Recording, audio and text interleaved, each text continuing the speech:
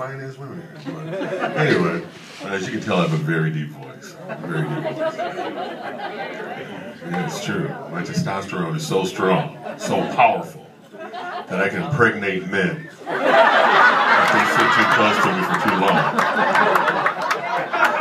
See you in 9 months, see you in 9 months.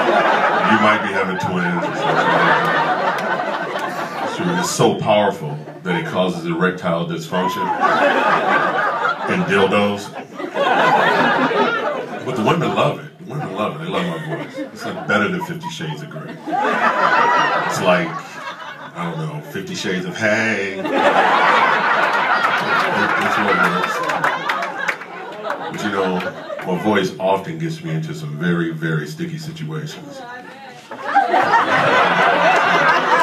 Hey, girl, my waist back there, you better Mr. Geeter, you're 90 days delinquent on your account. We have to come for your car. Baby, I want you to come for the car. Well, Mr. Geeter, maybe we can work out some kind of extension. Ooh. I just love it when I get extended. Okay, Mr. Geeter, you keep the car, I'll make the payments for you. But just call me. It happens just like that, all the time.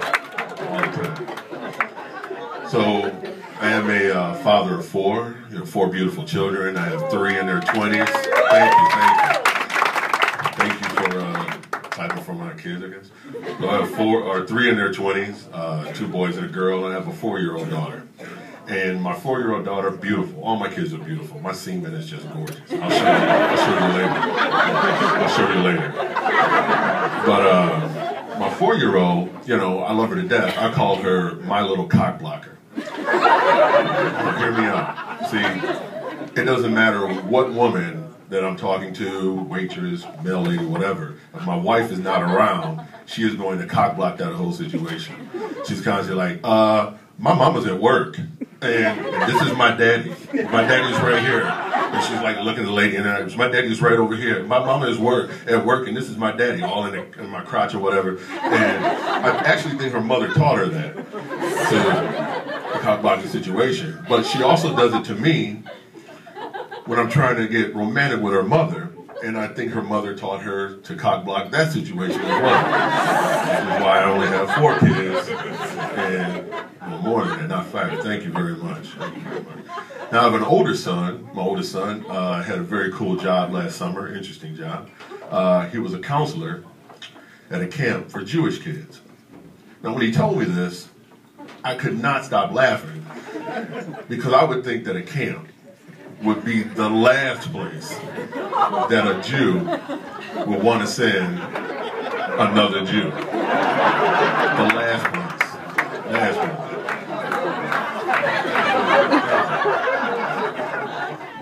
Would you?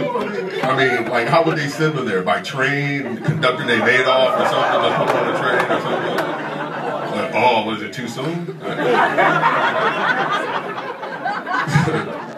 Make the rules, man. I mean, that would be like me buying a one-way ticket on a blacks-only cruise or something.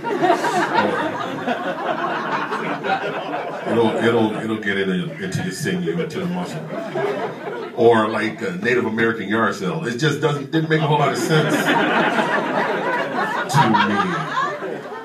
It doesn't make a whole lot of sense. Now, over in the States, we had our election and all that. I don't want to get all into that crazy, but there's just some crazy stuff going on during that whole time. And scary stuff, very scary. And the scariest thing of all to me was Clint Eastwood talking to that chair. I don't know if you guys know about that. Yeah. It's crazy to me. Because, not that it was crazy that he was talking to a chair, because he's old and feeble, and he's like, hey, I'm on my way, yelling at the chair. It was crazy to me because I was thinking, what if furniture could talk back?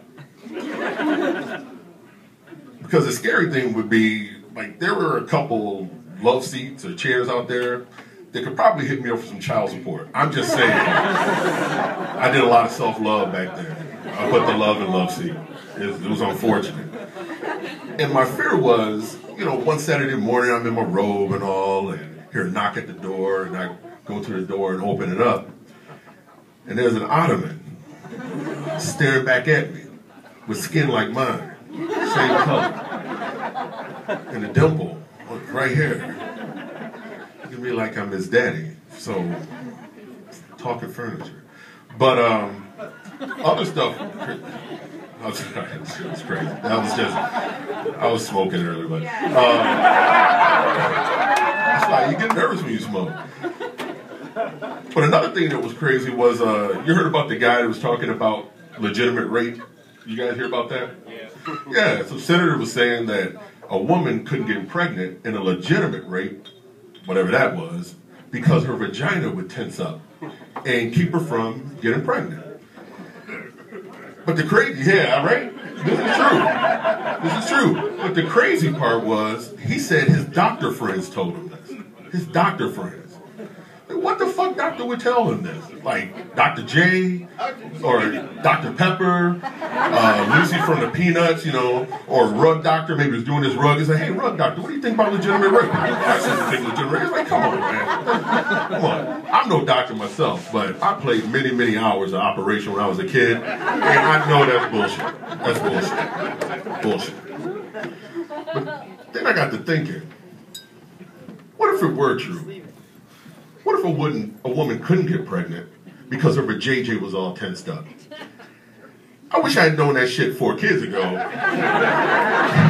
Because I would have done something, anything, to prevent it, at least the first one. At least the first one. I would have, just let me finish. Throes of passion and all that, making love to your woman 20, 30-hour love sex. Well, not that long. Maybe long enough to pass on the sickle cell trait to her. And right before right before the moment of ecstasy or something, you tell her, your nana got in a car accident.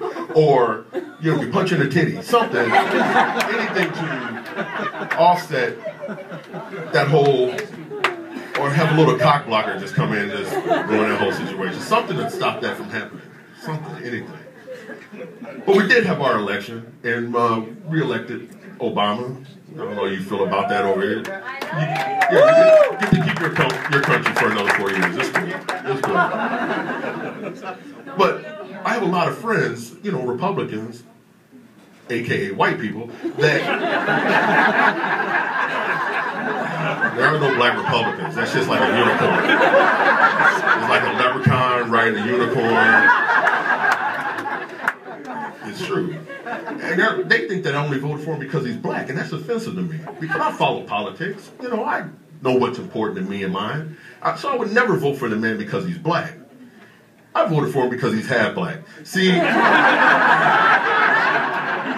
are not ready for a 1% black president. We're just not ready for it at all. But when we do, he's going to be the blackest, darkest dude you've ever seen.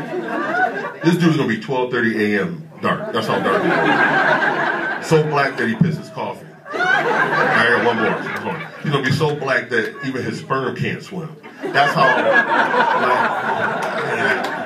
I can say it because I can't swim. So, but I also voted for him because of the brothers that date white women. That way, if a sister comes up to him and gives him guff, they have something to throw back at him. So the sister like, look at that, all over there with that white chick. Look at that shit. You say, shut up, bitch, I'm making presidents up in here. Oh, I'm sorry. Yes, you can. Si se puede. Whatever they say. They back them off. But the other thing that these same Republican friends, white people, say is they were worried about Obama taking their guns. He's going to take our guns and all that. And he said he wouldn't. In the first 4 years, he didn't do it. He probably will now, but he didn't do it, which is a testament to the man that he is. He promised he didn't do it. Because if it were me, Mike Geeter, President of the United States, the first black one, that would have been the first thing I would have done.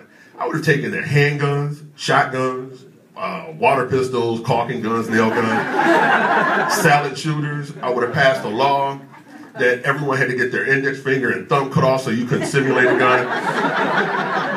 I mean, think about it. Guns shoot way, way farther than they did back in the day. Way farther. Way farther. Back when Lincoln and JFK were assassinated. I mean, the dude that assassinated Lincoln He did a walk by. He just hit the corner. Was like,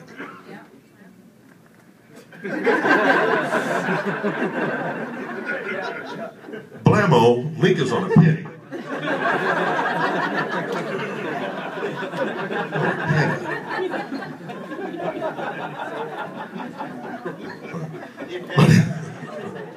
So my name's Mike Geeter. That's my time.